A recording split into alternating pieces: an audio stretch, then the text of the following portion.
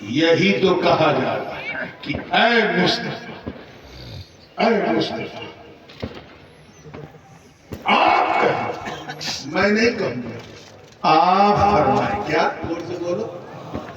اچھا ایک بات بتاؤ، اگر میں اپنے آپ کو یہ کہوں کہ نورانی جاہل ہے، نورانی جاہل ہے، تو کیا آپ بھی کہنے لگو گے؟ بلکہ آپ کے من میں آئے گا نا کہ نورانی میاں 18-20 سال تک پڑھتے رہے ہو، کہہ رہے ہیں جاہل ہے. لگتا ہے حضرت خاکساری کر رہے ہیں. کیا کر رہے ہیں؟ انکساری کر رہے ہیں. خاکساری سمجھتے ہو نا کسے کہتے ہیں؟ جیسے کسی مرید نے دعوت دی کہ حضرت کل میرے گھر میرے جھوپڑے میں آپ آئیے گا اور جو روکھی سوکھی ہوگی کھائیے گا. میں اس کے گھر میں گیا تو جھوپڑا ایسا تھا کہ کھوپڑا ہل گیا. محل دسترخوان لگا تو مرغ و ماہی سے سجا دسترخوان. میں سمجھ گیا بندہ خاکساری کر رہا ہے، انکساری کر رہا ہے، تواضع کر رہا ہے. آدمی بڑا ہے لیکن اپنے آپ کو اپنا بڑکپن دکھا رہا ہے. ایک دوسرے مرید نے دوسرے دن دعوت دی، حضرت کل میری جھوپڑی میں آئیے گا اور جو چٹنی روٹی ہوگی کھائیے گا. میں اس کے گھر پہنچا تو واقعی جھوپڑی تھی، دسترخوان بچھا تو واقعی چٹنی روٹی تھی. ٹھیک ہی تو ہے، جو اس نے کہا وہ بتایا وہی کھلایا. تو پہلے والے نے جو اپنے محل کو جھوپڑی کہا یہ اس کی خاکساری تھی، انکساری تھی، تواضع تھی. ایسے ہی اگر میں اپنے آپ کو جاہل پہ جاہل، جاہل پہ جاہل کہوں تو آپ نہیں کہو گے، آپ سمجھ جاؤ کہ نورانی میاں خاکساری کر رہا ہے. لیکن اگر مفتی صاحب کر رہا، میرے والد گرامی حضور غازی ملت میرے بڑے ابو حضور شیخ الاسلام اگر یہ ایک بار مجھے جاہل کہہ دیں تو میرے لیے سند ہو جائے. کیونکہ مجھ سے بڑے، اور جب بڑا اپنے چھوٹے کو کچھ کہہ دیتا ہے تو اس کے لیے سند ہو جاتا ہے، سرٹیفکیٹ ہو جاتا ہے. ارے تم بھول گئے، سمجھو چاہوں گا کہ مکے کے لوگ جسے ابو الحکم کہتے تھے، حکمت والا، میرے نبی نے ایک بار اسے ابو جہل کہہ دیا تو سند ہو گیا. پوری دنیا اسے ابو جہل کہہ کے پکارنے لگی. تو جب بڑا اپنے چھوٹے کو کہہ دے تو سند ہو جاتی. کیا ہو جاتی؟ اللہ پاک یہی تو فرما رہا، اے محبوب میں نہیں کہوں گا، آپ کہیں، آپ کہیں.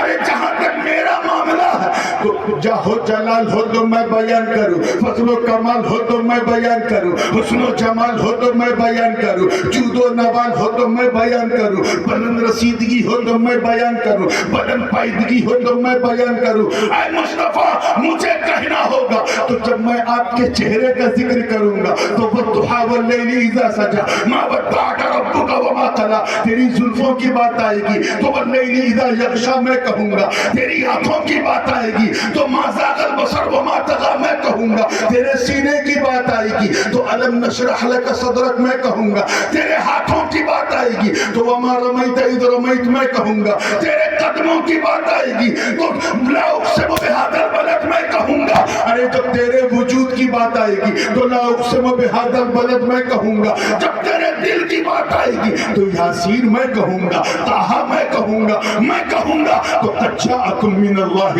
نور و کتاب مبین میں کہوں گا، قد جاءکم برہان من ربکم وانزلنا الیکم نورا مبینا میں کہوں گا. یا ایھا النبی انا ارسلناک شاہدا ومبشرا ونذیرا میں کہوں گا، وداعیا الی اللہ باذنہ وسراجا منیرا میں کہوں گا، وما ارسلناک الا رحمتا للعالمین میں کہوں گا، وبالمؤمنین رؤوف الرحیم میں کہوں گا، یاسین والقرآن الحکیم میں کہوں گا. یا ایھا النبی قد انا ارسلناک بشیرا ونذیرا میں کہوں گا. اے مصطفیٰ چاہو جلال ہو تو میں بیان کروں، فضل و کمال ہو تو میں بیان کروں، امامت و قیادت و سیادت و شرافت و نجابت و ولایت و حمایت تو میں بیان کروں. مگر اے مصطفیٰ میں بڑا ہوں، میں تیرا رب ہوں، میں نہیں کہوں گا. یہاں بشریت کے ساتھ مثلیت ہے، اسے تم بیان کرو.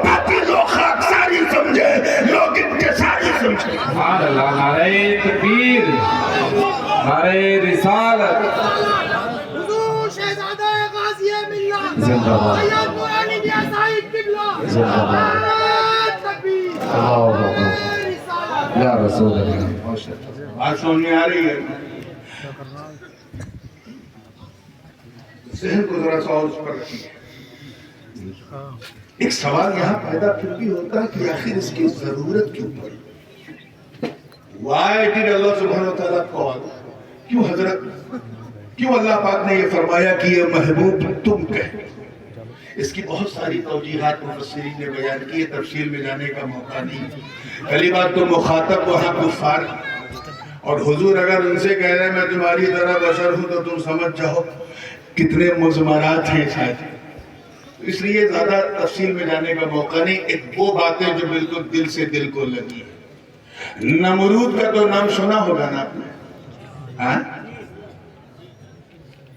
بہت بڑا مردود جیسے سڑا ہوا امرود مر جائے تو نہ فاتحہ نہ درود اچھا بندہ نہیں بن سکا مولا بننے کا خواب دیکھا اللہ تعالیٰ نے حکم دیا اپنے نبی ابراہیم کو ابراہیم جاؤ اور نمرود کی آنکھوں میں آنکھیں ڈال کے حق کی بولی حضرت ابراہیم علیہ السلام نے اس سے مناظرہ کیا قرآن پاک میں تفصیل موجود فرمایا کس بنیاد پہ تو اپنے آپ کو رب کہتا ہے میں جس خدا کا بندہ ہوں توجہ ہے جو بات میں دھیرے سے کہا کروں اسے اور توجہ سے سنا کیجیے ہاں وہ میرے لیے ریسٹ ہے آپ کے لیے بیسٹ ہے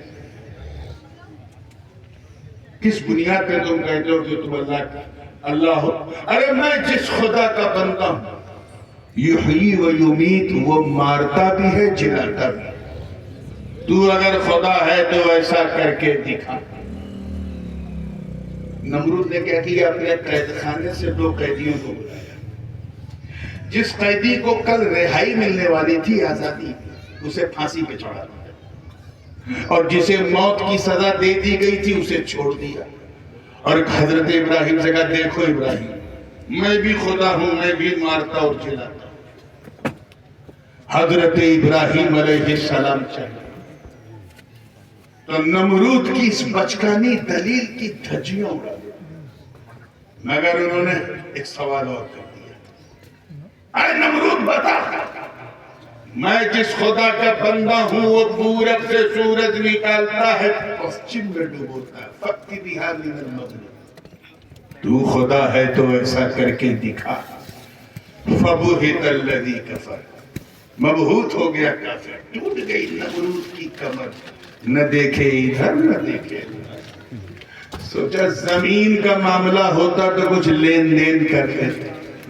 کچھ ٹیبل کے نیچے سے کچھ ٹیبل کے اوپر سے دے کے کام چلا لیتے یہ تو آسمان کا معاملہ سورج نہ مجھ سے پوچھ کے نکلتا ہے نہ مجھ سے پوچھ کے ڈوبتا ہے وہ ہمارے کہاوت مشہور ہے کھسیانی بلی کھمبا جب ہار گیا تو اس نے اگنی کنڈ ایک آتش کا دہ بلند کیا اس کی ایک الگ تفصیل ہے کسی موقع پہ بیان کرتے بتانے کا مقصد یہ کہ حضرت ابراہیم نے یہ دلیل کہ میں جس خدا کا بندہ وہ پورب سے سورج نکالتا ہے پشچم میں ڈبوتا ہے تو خدا ہے تو ایسا کر کے بفرض محال کا یقیناً محال کہ گویا حضرت ابراہیم نے معیار دلیل اس چیز کو بنایا کہ خدا اگر تو ہے تو پشچم سے بھی ہر لیکن مقام صحبہ امام طبرانی نے اس حدیث کو بہت تفصیل سے بیان کیا تمام صحابہ نے عصر کی نماز پڑھ لی حضرت علی کو موقع اس لیے نہیں ملا کیونکہ جناب علی کے زانوں پہ سر رکھ کے نبی سو رہے تھے نبی اب حدیث میں تو ہے کہ کانا یانا سو رہے تھے لیکن میرا دل کہتا ہے کہ نبی سو نہیں رہے تھے علی کا دل ڈو رہے تھے دیکھیں نماز کے لیے اٹھتا ہے یا میری خدمت میں رہتا ہے نماز کے لیے اٹھتا ہے یا میری خدمت میں وقت گزرتا گیا علی نے اپنا زانو ہلایا گیا اگر کسی اجتماع کا تربیت یافتہ کوئی ملا ہوتا تو حضور سے اسی وقت کہہ دیتا اٹھئے اٹھئے نماز کا وقت ہے، آپ اپنی بھی نہیں پڑھ رہے مجھے میری بھی چھوڑوائیں گے. مگر وفاداری مرتضیٰ پہ میرے ماں باپ قربان. دل میں خیال آیا، کیونکہ نماز کبھی علی کی قضا ہوئی ہی نہیں تھی، دل میں خیال آیا کہ کہیں نماز قضا نہ ہو جائے، ایک ڈر آیا. پھر سوچا کہ اگر میں اس کے لیے سرکار کو اٹھاؤں گا تو سرکار بے آرام ہو جائیں گے، تکلیف ہوگی. اور جو ان الذین یؤذون النبی، کہ جو نبی کو تکلیف پہنچائے خدا اس سے کبھی راضی نہیں ہوتا، ایسی نماز میرے منہ پہ مار دی جائے گی. یہ سوچ کے علی ہلے نہیں. اسی بیچ سورج ڈوب گیا. سورج، میں کوشش کرتا ہوں مثال دینے میں ایسے واقعے کی مثال دوں جس واقعے کو آپ نے پہلے سنا ہو، تاکہ تطبیق کرنے میں آپ کو آسانی ہو اور مضمون کو سمجھنے میں رہنمائی مل جائے. توجہ ہے نا آپ لوگوں؟ بالکل زندگی کے ساتھ. سورج ڈوبا تو وہ غم ایسا تھا قضائے نماز کا کہ علی اس غم کو برداشت نہیں کر سکتا. کبھی تم نماز چھوٹنے کے غم میں روئے ہو؟